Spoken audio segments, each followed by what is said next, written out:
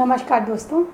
आज कोरोना 19 के युग में हम लोग बहुत सारे समस्याओं के ऊपर नज़रअंदाज नहीं कर सकते। आज हम लोग घर बैठे लॉकडाउन में हम लोगों के पास बहुत समस्याएं आई। लॉकडाउन के तहत हम लोग घर में बैठे एक जगह पारिवारिक सुख भी उठाए, परंतु अगर कृषकों की तरफ से देखा जाए, ग्रामीण क्षेत्रों की तरफ से देखा जाए, तो आज ग्रामीण क्षेत्रों में बढ़ते हुए असुरक्षा, आज उनकी दयनीय स्थिति बहुत ही चिंताजनक स्थिति बन चुकी है। और अगर देखा जाए तो प्रवासन जो पारंपरिक रूप से ग्रामीण क्षेत्रों से शहरों की ओर लोग चले आते थे, इसके दो कारण हैं। पहला तो ग्रामीण क्षेत्रों में रोजगार की कमी होने लगी। जो बढ़ते हुए तादाद में जनसंख्या जो तीव्र गति से बढ़ने लगी, वो जनसंख्या को रोजगार मिल जाए ऐसी व्यवस्था कोई नहीं थी ग्रामीण क्षेत्रों में। तो ग्रामीण क्षेत्र में लोग आत्मनिर्भर नहीं हो पा रहे थे। जो हमारे सस्टेनेबल एग्रीकल्चर के द्वारा जिस समय हम लोग देखते थे पहले के समय में, तो लोग ग्रामीण क्षेत्रों में लोग अपने उत्पादन को लेकर के और अपने जीवन स्तर को लेकर के वहीं पे रह जाते थे। लेकिन जैसे जैसे शहरों का विकास हुआ, जैसे जैसे ग्रामीण क्षेत्रों में रोजगार घटे, तो लोग ग्रामीण क्षेत्रों से शहरों की ओर जाने लगे इस उम्मीद में कि वो लोग सोचते थे कि गांव में जाएंगे तो अच्छा रोजगार मिलेगा, अच्छा जीवन स्तर होगा, अच्छा खाना पीना मिलेगा, अच्छी व्यवस्था मिलेगी। साथ में एक दूसरा कारण भी था कि प्रवासन केवल अच्छे रोजगार के लिए नहीं, बल्कि उन्हें एक अच्छा विकल्प भी चाहिए था। वो भी शहरी जीवन बिताना चाहते थे। वो चाहते थे उनकी आगे आने वाली पीढ़ी अच्छी शिक्षा प्राप्त कर सके, अच्छा जीवन स्तर, अच्छा एटिकेट सीखे, जिससे कि वो आम जनता ना बनकर कुछ खास काम कर सके, कुछ खास बन पाए। तो यह प्रवासन जब गांव छोड़ करके शहरों की ओर आते थे, कोविड-19 के पहले ये बहुत गति इसकी तीव्र थी और बहुत बड़ी संख्या में थी। अब आते हैं कि कोरोना आने से क्या फ़र्क हुआ, क्या परिवर्तन हमें देखने को मिला। पहला, ये अगर 2011 की जनगणना देखा जाए तो अब वो बहुत पुराना हो चुका है। आज हम लोग 2020 में हैं। इस 2020 में कितने ही आंकड़े हैं जो बढ़ चुके हैं। जो लोग शहरों में आए, जो लोग ग्रामीण क्षेत्रों में पीछे रह गए, जो दूर दराज क्षेत्रों में रह गए, क्या इन सभी को जनगणना में लिया गया था? और कुछ लोग जो गिनती में नहीं आए। तो ऐसे में जब कोरोना वायरस के कारण लोग सोचे कि गांव में फिर से पलायन किया जाए, शहरों में वो श्रमिकों के रूप में रोजगार तो पाए थे, लेकिन इन श्रमिकों के लिए वो कोई व्यवस्था नहीं हुई थी जिससे वो सुरक्षा पा सके, जिससे इन्हें स्वास्थ्य का व्यवस्था हो सके, जिससे इनके बच्चों के लिए शिक्षा दीक्षा की जाए। अगर देखा जाए तो जब कारखानों में, जब फैक्ट्रियों में, जब जितने ऑर्गेनाइजेशन हैं जो आर्थिक लाभ प्राप्त करते हैं, तो उन्हें एक प्रॉफिट का हिस्सा इन श्रमिकों के लिए उनके लिए खर्च करना चाहिए था। लेकिन ऐसा हुआ नहीं। ये श्रमिक कहाँ रहते थे? तो छोटे छोटे झुग्गियों में, झोपड़ियों में, स्लम एरिया में। और इससे न केवल कारखाने में रहने वाले श्रमिकों की, बल्कि कुछ लोग तो ऐसे भी थे जो गांव से आए शहर में और उनको रोजगार भी नहीं मिला। ऐसे में वो रास्तों के किनारे, वो सड़कों के किनारे भीख मांगते नजर आते हैं।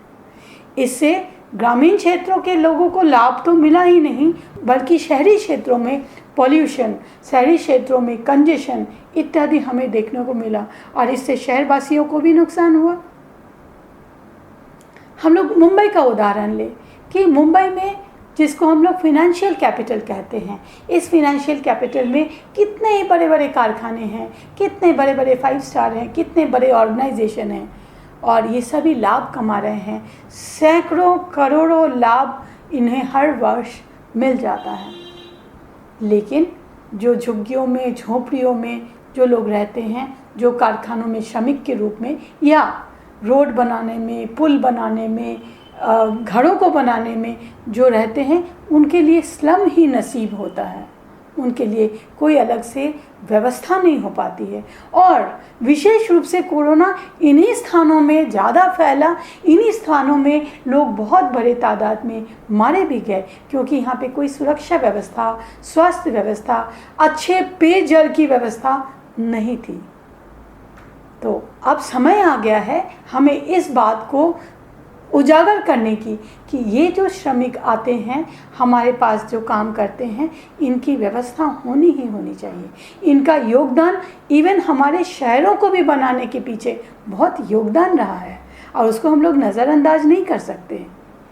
अगर आज ये ग्रामीण क्षेत्रों में वापस चले गए हैं, जो कि बहुत मुश्किल से गए हैं, क्योंकि यहाँ पर मंदिरों में, विद्यालयों में, कैंपों में बहुत सारी व्यवस्था की गई थी कि श्रमिक वहाँ पर जाकर रहे, उन्हें खाने पीने की व्यवस्था थी। साथ में जो वॉलेंटियर्स थे वो उनसे पूछते थे कि तुम्हें क्या चाहिए, अगर खाना पीना चाहिए तो यहाँ पर सब कुछ उपलब्ध है। लेकिन उन्हें बस एक ही बात था कि हमें गांव जाना है और हमें गांव भिजवा दीजिए।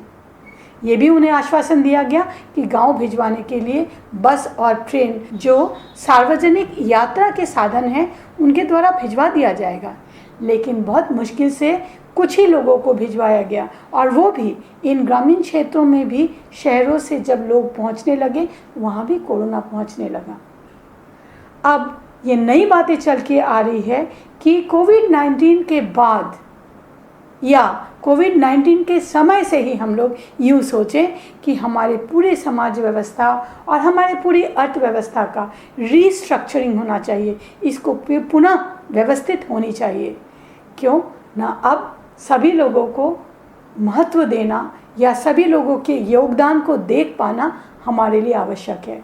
अब हम लोग शहरों की ओर देखें, जहाँ पर पुल बन रहे थे, जहाँ पे रोड बन रहे थे, जहाँ पे बिल्डिंग बन रहे थे, और सिर्फ शहरों में ही नहीं, जहाँ पे ग्रामीण क्षेत्रों में जहाँ हरित क्रांति सफल हो चुका है, जैसे लीजिए पंजाब, तो वहाँ पर खेतों में फसल अब कौन काटेंगे, बिल्डिंग को कौन बनाएगा, पुलों को कौन बनाएगा। जो श्रमिक इन कामों को छोड़कर गांव वापस चले गए हैं, उन काम को कौन करेगा। इवन अगर हम लोग फैक्ट्रियों के बारे में देखें तो फैक्ट्रियों में काम करते हुए लंबे अरसे पे ये श्रमिक एक कला सीख लेते हैं, एक हुनर सीख लेते हैं, उसमें वो पारंगत हो जाते हैं। अब जब वो वापस चले जाते हैं तो उनका रिप्लेसमेंट हमें मिलेगा क्या। और अगर ये मान भी लिया जाए कि इन ग्रामीण क्षेत्रों में से हम लोगों को बुला लें और फैक्ट्रियाँ फिर से चालू की जाएं, तो वो ग्रामीण क्षेत्रों से लोगों को फिर से ये साहस होगा क्या कि वो शहरों में जाके जिस प्रकार से वो झुग्गी झोपड़ियों में रहे हैं, उनको दोबारा हिम्मत होगा क्या कि वो फिर से शहरों की ओर आए। और अगर वो नहीं आएंगे, आगे हमारी अर्थव्यवस्था चलेगी कैसे। इन सब बातों पर हम बैठे बैठे घर पे ये गौर कर रहे थे कि आज हमारे हर व्यवस्था में, हर अर्थव्यवस्था को सुचारू चलाने के लिए आवश्यक है कि इसमें प्रत्येक व्यक्ति के योगदान को देखा जाए, प्रत्येक व्यक्ति के योगदान को सराहा जाए और उन्हें उन चीज़ों की प्रति उनको हमें व्यवस्था करके दिया जाए। जैसे हर फैक्ट्री में ये व्यवस्था की जाए कि वो वहाँ पर श्रमिकों के लिए रहने सहने, स्वास्थ्य, शिक्षा इत्यादि की व्यवस्था करें।